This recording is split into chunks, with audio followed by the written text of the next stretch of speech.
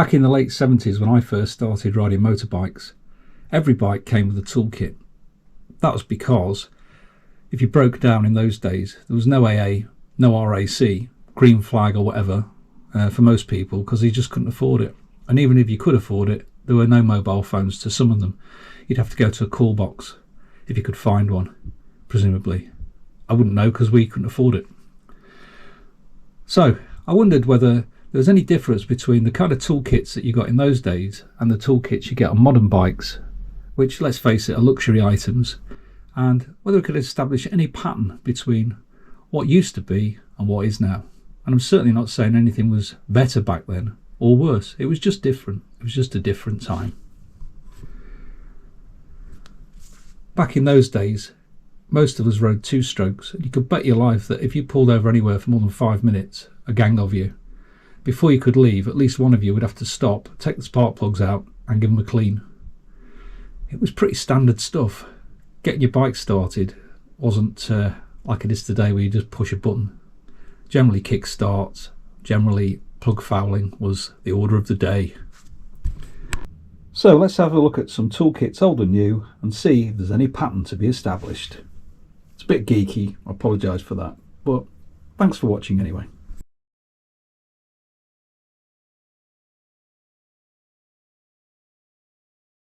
This is the MZ toolkit box. You have a key for it.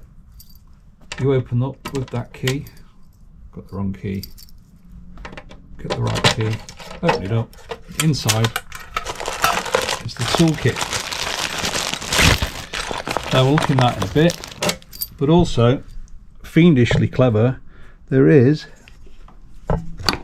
as standard, a pump which fits straight on the valve, and you can pump your tyre up. So I'm going to bring that in as well, because that technically is part of the toolkit. Now this is not an original toolkit. The original toolkit, I am assured by my friend Sean, was scattered along the road at Burley Marsh near Skegness in 1991. So if anyone picked it up, you know, could always get in touch. I have got a couple of parts of it left, so I'm pretty sure this replacement is exactly the same.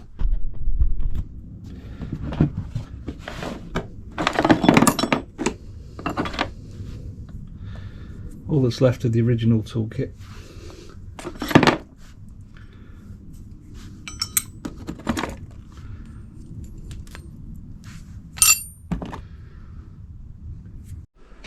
So the first part of the MZ toolkit is the pumps, which fits underneath the seat on a moulded clamp that's fitted in there. Metal actually, but designed to hold this.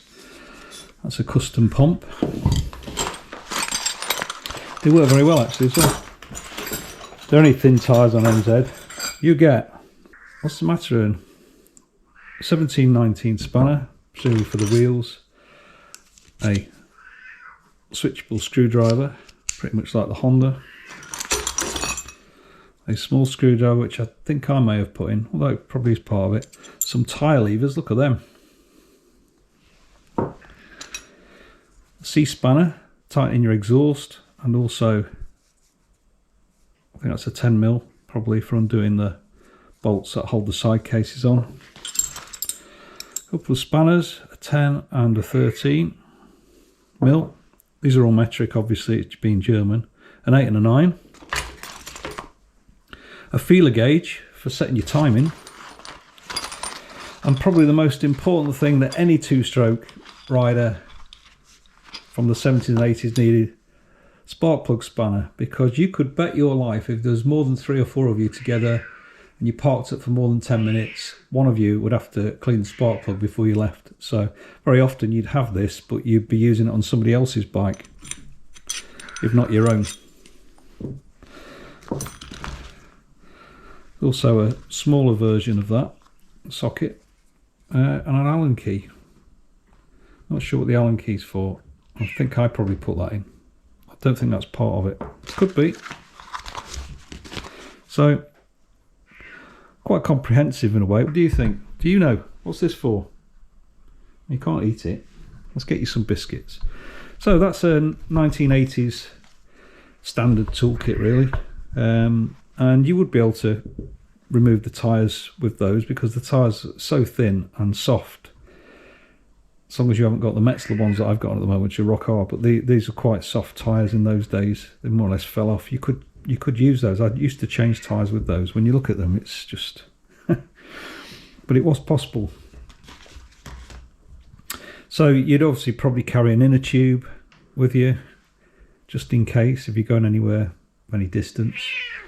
Let's be honest, you'd pump it up, ride a couple of miles, pump it up again.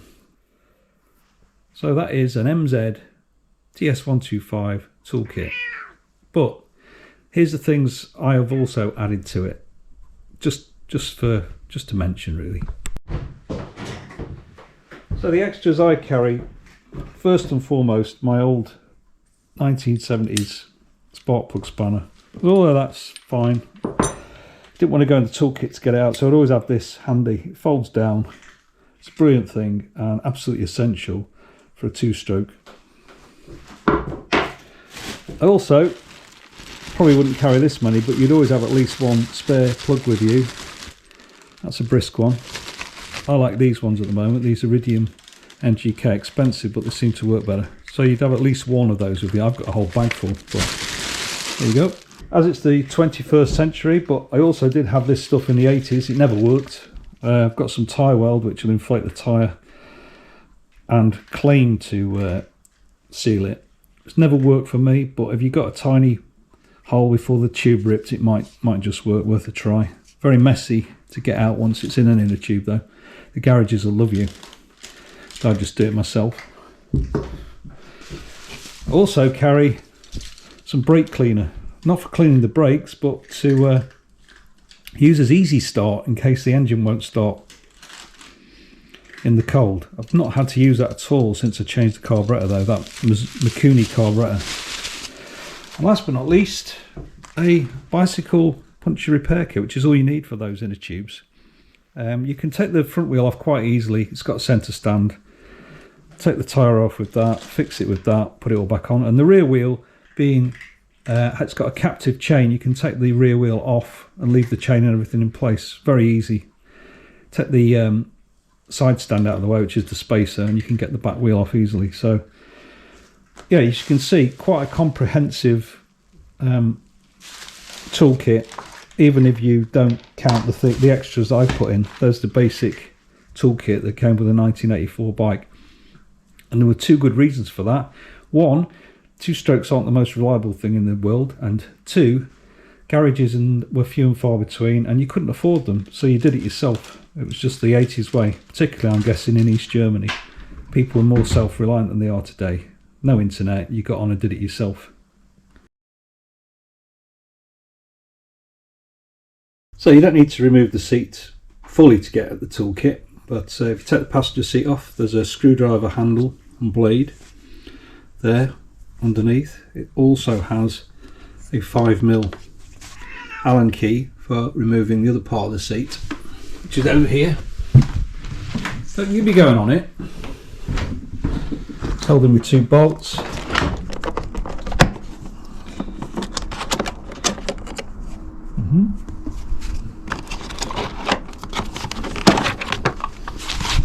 You also get that, I can't remember what it's for, but it's for a reason. Two spanners.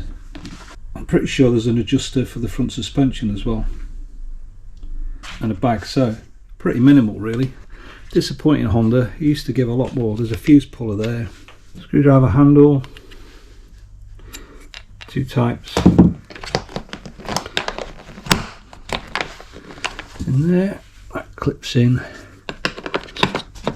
there. On the back of it was this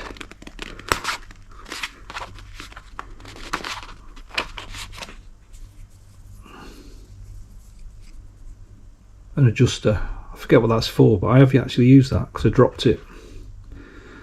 Maybe it's for the suspension, just the suspension I think. Somebody will tell me that I'm wrong, but anyway, that's in the back. So not a lot in the Honda one. Very disappointing compared to what you used to get in the olden times, but it's the modern world, I guess.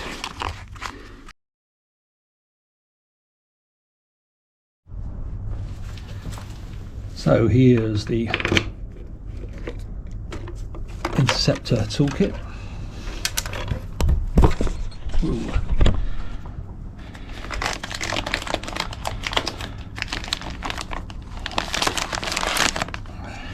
Now, I'm no Luddite. I like technology as much as the next person, and I remember when I was a kid there was some program on the television, some old bloke always going on about how the past was better, and I thought, what a jerk. But as you get older you do tend to look back through sentimental glasses, I guess. Anyway, back then there was no roadside assistance for ordinary people. You have to be pretty wealthy to afford it. I was just thinking, even today, those people that need roadside assistance the most are probably the people who can least afford it, and those who can afford it probably never use it. There's an irony. Anyway, here is the Royal Enfield toolkit, and as you can see I haven't actually opened it yet. So we have 3 Allen keys with a socket. I'm guessing that's for the suspension adjustment. We have a 12, a 10, a 12 and a 10, 2 10s and 2 12s. Presumably at some point you need 2 10s and 2 12s to undo things, which is thoughtful. There's a lever.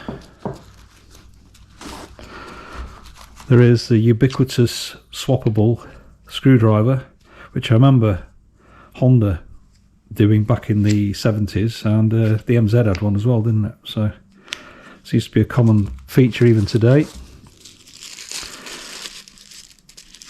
There's probably for the wheel, double-ended.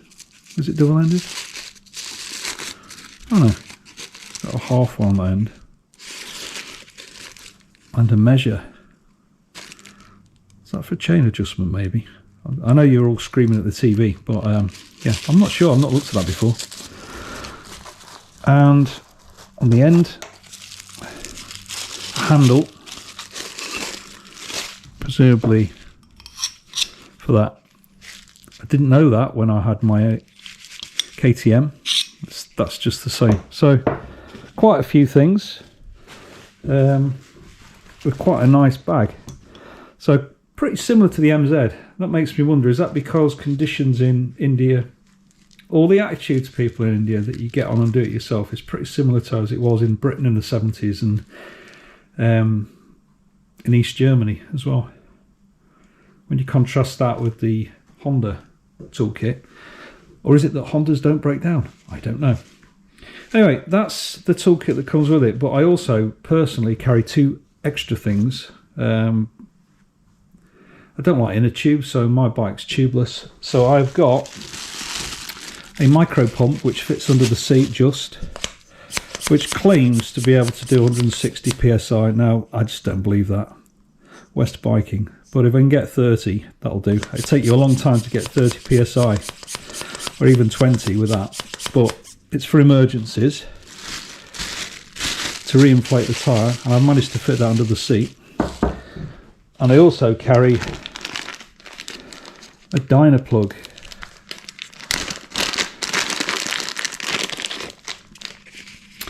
To fix any punctures,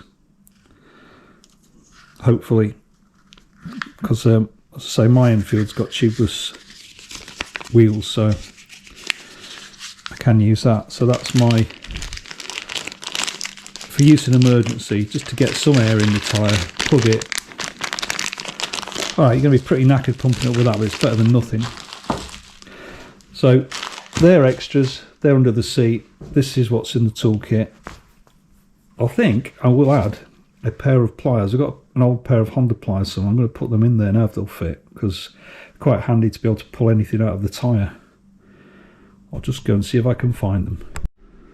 Okay, they're a bit knackered. I found them in the back of the old MZ top box, so they've been in there 30 odd years, a bit rusty, but at a pinch, get it? At a pinch, you could use that to pull something out of the tyre. So I'm going to fit that in there. They're going back under the seat. They're not part of the toolkit. That's not part of the toolkit, but the rest of it is the standard Royal Enfield toolkit. So Have things changed, or is it just that style of bike? I've got a link to the KTM 790 Adventure toolkit that I did years ago when I first got it 5 years ago. I'm not going to bring that into this video other than to say I had a very good set of Allen and Phillips and flat blade bits to go into a holder, so it's quite good. I quite like that. But then I suppose some people, the haters, will go, well, that's because KTMs break down all the time. Yeah, well, mine never broke down and I've had 3 of them.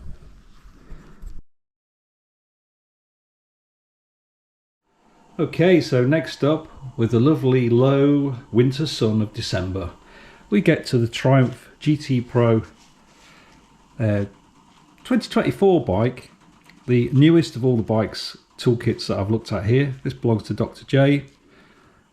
This fits under the seat in a compartment which I can show you. People who...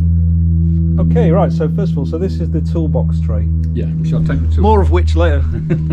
He's taken the toolbox out and replaced it with tyre repair, which is good. And he's replaced that with tyre repair kit. We're both quite keen on that. So this is what you get. This is the most modern bike, and the tendency seems to be the more modern the bike is, the fewer tools you get. Is that because they expect you to take it to a dealer or be recovered from the side of the road, or they've just got faith in their reliability? Who knows? So, opening it up, it's a nice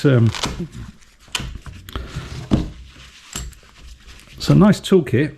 So we have 2 spanners, a 10 and a 12, just one, a 14, the ubiquitous screwdriver handle, 3 Allen keys, 2 empty spaces, I don't know what they're for, and that's your lot. That's all you get in our most modern vehicle that I'm able to look at. So I'm wondering whether there's 2 things missing out there that Dr. J's put in his bike. There may be, I'll have to ask him. But presumably different Allen keys for whatever reason. So yeah, quite minimal. But as I say, do they expect you ever to use it? I don't know. So with that final toolkit scene, Codger Biker is out. Do remember to go and have a look at Campbell 01's toolkits for his Ducatis. Might be interesting if you like this sort of thing. It's a bit geeky, I know, not for everybody, but thanks for watching if you did. Codger Biker is out.